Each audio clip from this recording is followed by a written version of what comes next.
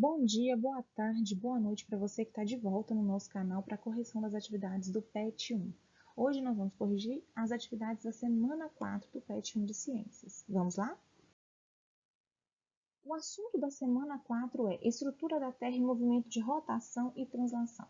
A questão número 1 diz o seguinte: elabora um desenho colorido do planeta Terra evidenciando as três camadas, crosta, manto e núcleo. Bom, aqui tá fácil, que eu peguei na internet, né? Um desenho todo bonitinho, né? Bem colorido, onde evidencia aqui a crosta, né? O manto e bem internamente o núcleo.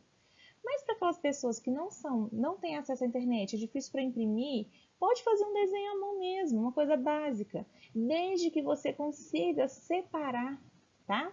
As camadas. Por exemplo, aqui a gente tem a crosta terrestre de azul, o manto de amarelo e o núcleo de laranja.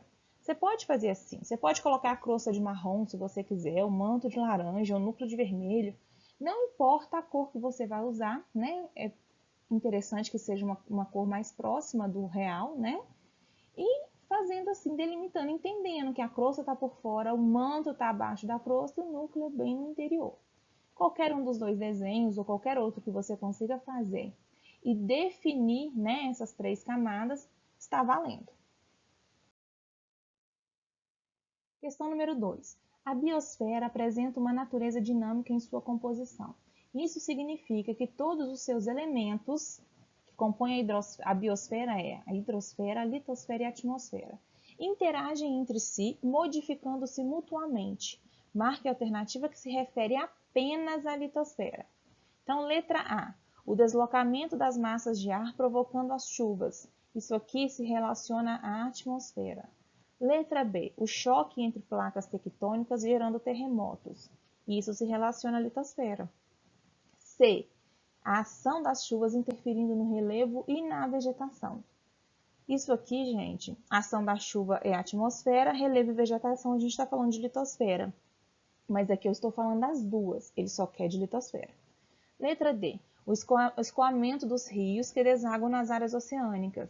Rio, né, e áreas oceânicas, a gente está falando de hidrosfera. Então, a resposta correta é a letra B, onde eu só tenho litosfera, choque entre placas tectônicas gerando terremotos. Questão número 3. A rotação e a translação podem ser investigadas por meio da análise da sombra formada por uma vara posicionada na vertical do solo, gnomon. As variações da posição e do tamanho das sombras projetadas ocorrem por causa das diferentes posições que o Sol ocupa no céu, seja durante um dia, seja durante um ano. Pesquise o assunto e explique por que no inverno a sombra da haste ao meio-dia é maior do que a sombra do meio-dia no verão, conforme foi demonstrado na figura 13, que é essa aqui. Vamos entender? Olha só, aqui está, né, a vara. E aí, se a gente analisar aqui, olha, a sombra dela no verão é muito pequenininha, está representado de azul. Olha o sol, né? Olha a sombra dela. Quando você compara com a sombra dela no inverno, tá vendo? Olha aqui. A sombra no inverno é muito maior. Por quê? Né? Eles querem que a gente justifique por quê, né? Aí eu fiz um textinho aqui, né, para justificar, mas o bem da verdade é que no verão, o Sol, ele está, né, que a gente fala no zênite, né? Ele passa pelo zênite, ou seja, ele está bem acima do observador. Então, tende, né, a sombra tende a ser menor, porque o Sol está mais alto, que a gente fala, no verão. No inverno, o Sol está um pouquinho mais baixo, digamos assim. Então, é como se ele estivesse iluminando de lado, né? Então, vai dar uma sombra maior. No verão, é como se ele estivesse iluminando de cima, tá? Então é isso. É por quê? Por que que acontece isso, né? Porque no verão o sol está mais alto do que no inverno, né? Seria uma resposta curta e objetiva. E aí eu coloquei dois desenhos para vocês aqui, um para entender o que é o zênite, né? O zênite é o momento em que o sol está exatamente acima do observador, tá? Então a gente fala que está no zênite, né? Geralmente quando o Sol está bem acima do observador, né, a gente fala que é meio-dia. E aqui é só um exemplo, né, do decorrer de um dia, como que modifica a sombra.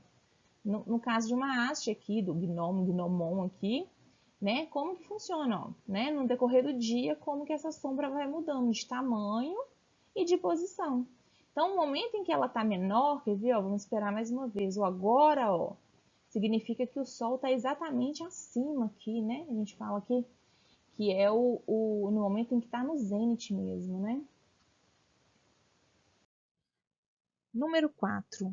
O planeta Terra pode ser considerado um sistema, isto é, um conjunto de elementos que podem se relacionar e que constituem as partes de um todo.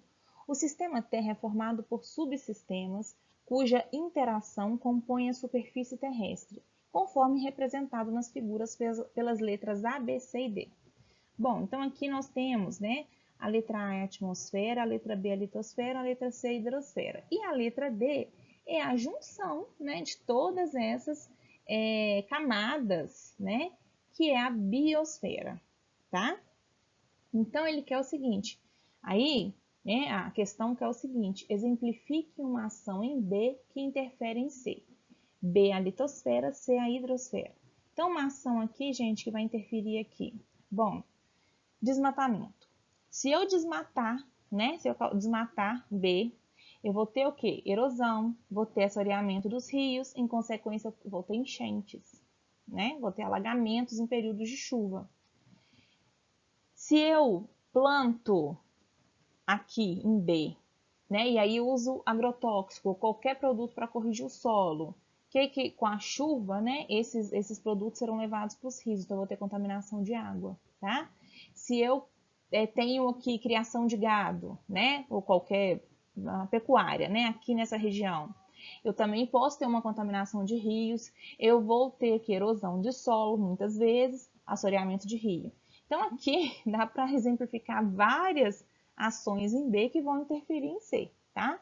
Então, a nossa resposta, né, atividades como a pecuária extensiva e as monoculturas, como o cultivo de soja, milho e algodão, tem provocado a contaminação dos rios com o uso de agrotóxicos e insumos para correção de solos, além do assoreamento provocado pelo aumento do processo erosivo com a crescente exposição dos solos. Exposição que jeito? Quando eu desmato, né? Seja para plantar, seja para criar algum animal, né? Então, a gente tem aí muitas consequências. Com isso, nós terminamos a correção da semana 4 do PET 1. E nos vemos novamente no PET 2. Um abraço e até a próxima.